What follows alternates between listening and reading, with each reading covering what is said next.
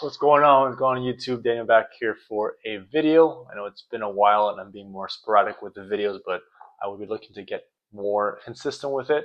So, as I mentioned in the last video, I've shifted more into nutrition. I feel like that's an area that I can help a lot of people with in terms of just getting the person or that the person they want to be, and making sure that it's a healthy person and not looking for like some trick or hack that they think is what's necessary for them to really use food as medicine. The whole point is being able to become the person and not try to find the things that that person does, if that makes sense. The person comes before the actions and then the results always. So anyways, if you need help with that, you have my Instagram. I'll be including that in the description. But for this topic, as you can see in the title, this is essentially a thought I had that is what basically would have kept me where I was with nutrition and basically my journey with psoriasis that I mentioned before. If I had not decided that I'm okay with being the black sheep or the black swan or however you want to call it in the family. So what I mean by this is a lot of people, when they have some kind of goal based on nutrition and they realize that they have to change certain foods they're eating or the diet, they have this like weird attachment to the culture that they're in, or whatever country or nationality you are. Essentially, each country or region of the world has different ways that they eat food. So some are healthier than others, and you know some are just more like attached to that diet or way of eating, which for me I find weird because I think you know you don't have to attach yourself to a certain food, especially if the people in your family you see that they're unhealthy and you're just following that because it's like something that's part of your culture, or I guess like a ritual or whatever you want to call it. I think we have to realize is like you're not don't be attached to anything that isn't making you healthier. So what I mean by this is like when I was going through psoriasis, well, I still have it, but I mean when I was beginning the process of the journey of it and changing my food and all that stuff, I essentially was confronted with basically my family like just kind of giving me like weird you would say like just looks and stuff like that, because I'm going against the food that is very common. So I have a Spanish Hispanic culture. I mentioned this in the previous videos. My father's Argentinian and my mom's from Ecuador. So essentially, in the family, my mom's side I would say is a bit more diverse in terms of the food they eat. Argentinian is very heavy on meat, so they're very known for their barbecue. And then in terms of their side, they just have like vegetables. I would say is like the common side and a little bit of rice. Ecuadorian side is a bit more, it's a bit more variety. So you have things like different meats, but also different vegetables, and they're also known for eating beans a lot, which is hard, probably one of the hardest things on your stomach. A lot of rice, things like plantains, different vegetables, salad, stuff like that. So it's more, a bit more variant. But essentially, what had to I just accepted is like I'm never going to eat this Ecuadorian cuisine basically again, and it was something that was fine with. I think this is something that you have to really like ensure that you don't let your culture, you don't have any kind of like what's it called, like attachment to whatever food your culture eats, especially cultures like not hating on any culture. There's a lot of cultures that eat very poorly.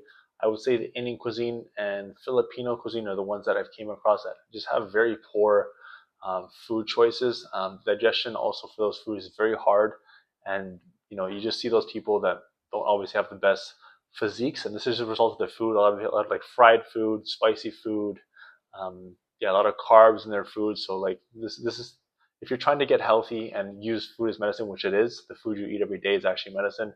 You have to realize that going down that path of the food that people are eating around you, it's never going to get you anywhere. And if you see the people in your family that are unfit, why do you keep going down that road? Like, I mean, unless obviously you're not aware of it. So this is maybe why you come across this channel in this video.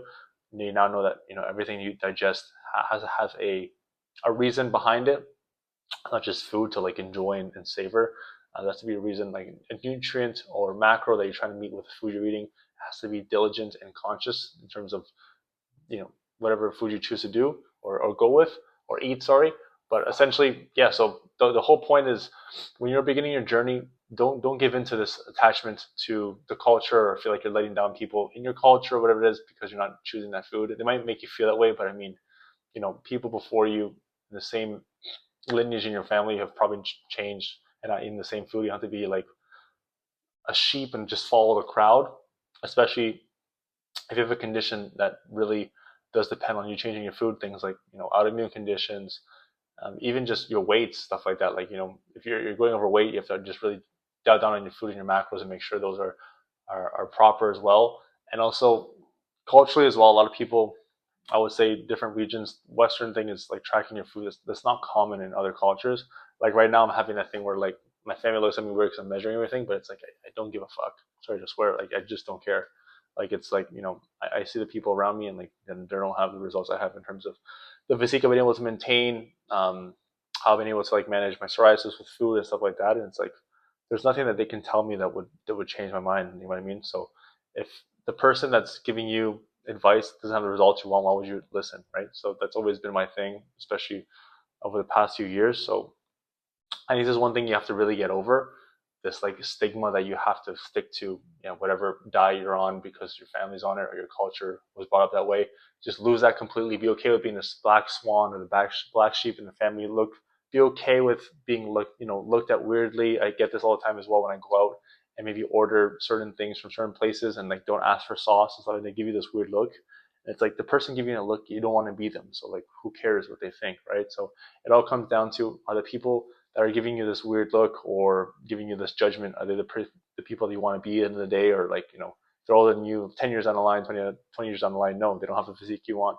Their brain's not working the right way either because the food is affecting them, and they're probably like groggy and have brain fog and stuff like that. So this is something that you have to realize that you know comes with the territory of changing yourself as a person, becoming more healthy, changing your food habits and also your lifestyle. So just a quick video I thought I would share in order for anyone going through this. This is part of the process. It's not something you can avoid at all. It's always going to be with you. You're going to be seen as like the weird one in the group, the black sheep of the family, maybe, or the black swan, whatever you want to call it.